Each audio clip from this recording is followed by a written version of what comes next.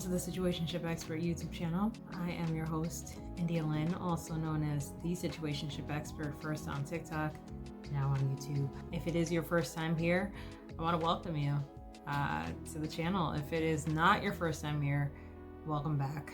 Happy to have you here. Today's topic is on creating a safe space. Let me tell you, I just finished going live on TikTok and we had a great conversation on there. I really wanted to expand on it on this platform. So let's just get into what I mean by creating a safe space. When I'm discussing the topic on creating a safe space, I'm discussing emotional availability. And what I mean by being emotionally available is when you are not only willing to hear out your partner when they open up to you, they also feel comfortable coming to you and opening up to you as well. How do you create a space for them to want to enter? One of the things that I realized I had to work on in order to create a safe space was how I communicated with my partner, right? And there are several different ways to communicate with your partner and make them feel comfortable opening up to you. First and foremost, do you go deeper than the surface? Again, do you go deeper than the surface? I don't know if you are single, if you're in a relationship, if you've ever experienced a long-term relationship or short-term, or even left a relationship. Have you ever created a safe space for your partner? Some of the reasons why relationships don't work is because both people are not emotionally available. Maybe there's just one person emotionally available. Maybe both people aren't emotionally available, but your partner should feel comfortable coming to you about the things that bother them. They should feel comfortable opening up to you about the things that may have hurt them or some of their weaknesses, or maybe there was a way in which they could have handled the situation, but they are confiding in you because they trust you and they lean on you. And that really is what creating a safe space is all about, is allowing your partner to feel like when they come to you, they have a soft landing. They have someone who is receptive, someone who understands them, someone who can empathize with them, perhaps give them advice, but ultimately make them feel seen, heard, loved. And if you do have someone special like that in your life who has created a space for you to feel like you can open up to them, it's a beautiful place to be. We're definitely going to expand more in another video about the pitfalls of not creating a safe space and the beauty in creating a safe space more in depth.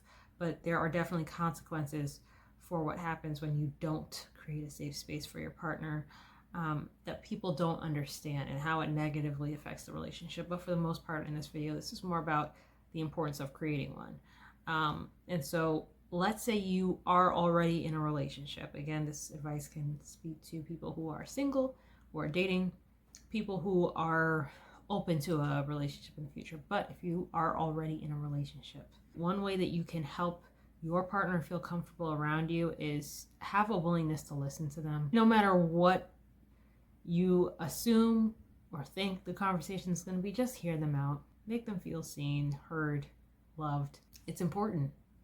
They are important. Make them feel important. Next, I would say, if you have been in a relationship for some time, sometimes it feels like you already understand what your partner's thinking and you're just waiting to respond, so you let out your next thought. One of the ways in which someone feels heard is if you can regurgitate what they just said back to them, and not verbatim as much as responding to something that they mentioned. Maybe there was a person, maybe there was an incident, maybe there was something that took place in whatever story it is that they're telling you about. Respond based on what it is that they told you, because most people want to feel like you're listening. If all you give them is yeah, got it, they might not feel like you're fully invested. So be intentional about saying, okay, I heard what was said, so I'm going to respond based on what I heard, because it's going to be hard for you to regurgitate something back if you're not really paying attention.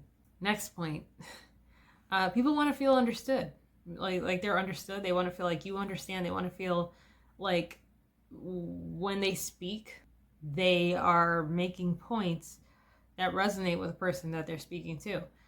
Even if you just happen to say, I understand, I hear you, I get where you're coming from, I empathize with you, I hear you.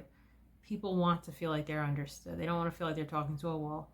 Let them know that you hear them, you understand them. Some people feel like, I'm not going to say that unless I agree. I would say I disagree with that. I've heard people out who I disagreed with. Maybe I disagreed with how they went about doing something, but I can still understand where they're coming from and I can understand what they're saying. And maybe that's not the way in which I would have gone about it, or maybe I disagree with how things have gone down, but I can let them know I understand. And that's a form of empathy. It's just showing that you understand where the person's coming from. Another way that you can definitely help your partner to come to you is seeing if there's anything that you can do to make things better. Sometimes it is offering your advice. Other times they don't necessarily want your advice, which is why it's good to ask. Or ask them, well, would you like my advice on this? Maybe they want it, maybe they don't. But give them that opportunity. But also, don't be afraid to just give them a hug. Sometimes a hug goes a long way. Sometimes people don't even realize they need a hug. But you can offer them a hug, or you can give them a hug if physical touch is something that's important to them, right? A hug after a rough day from the person you care about sometimes can mean the world to them. Another way to love on them is whatever their love language is, right? Perhaps you can do something for them. Maybe you can buy something for them. You can, pick up their favorite dessert from the store. Give them words of affirmation. Build them up. Encourage them. Let them know, like, look, I hear where you're coming from. If you agree with them, let them know you agree with them. Letting them know, like, look, you're smart, you're intelligent. Even if they didn't appreciate what you had to say in the meeting today, it doesn't make you less intelligent or less smart. Don't let these people make you feel less than you are, right? Build your person up. Maybe that's what they need. But regardless of what it is, see if there's a way that you can help to make them feel better, and let them know that you're there to support them, to help them with anything they might need. Another thing that's hard for people to do when it comes to creating a safe space is giving your partner space. Maybe space means they're not talking to you. Maybe they don't want to discuss what happened at work. Maybe they don't feel like going into it right now. Maybe they'll feel better after a hot shower. Maybe they'll feel better after a warm meal. Regardless of when they choose to talk to you, respect it if they choose not to open up to you.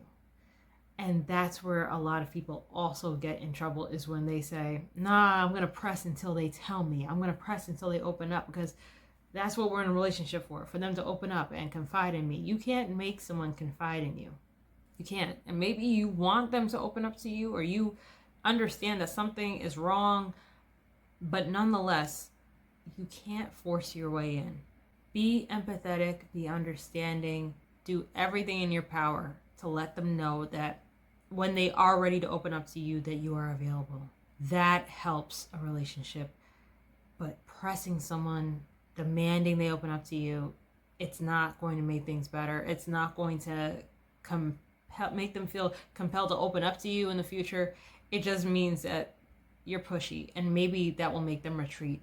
Create a space for them to feel better about opening up to you. I'm telling you, there are some negative repercussions for choosing not to listen to your partner, not hearing them out, not being understanding, not creating a safe space for them to fall on, but being heavily critical of them, making them feel less than, or just rejecting opportunities to hear them out. That's not as comfortable of a conversation to have, or even discuss with any of you, but at the same time, I want y'all to understand how to navigate a healthy relationship, because that's what we're about on this channel. Thank you for joining me on this episode of the Situationship Expert YouTube channel. If you are not already following me on TikTok, during the recording of this video, during this time period, I do go live week over week, and I would love it if you can join me on the nights that I do go live. And I usually share that during the week, or check my stories if you're following me, because I usually will share a time or any schedule adjustments. But that is all I have for you today. Thank you again for joining me on this episode of the Situationship Expert YouTube channel. I am your host, India Lynn, and until next time, take care.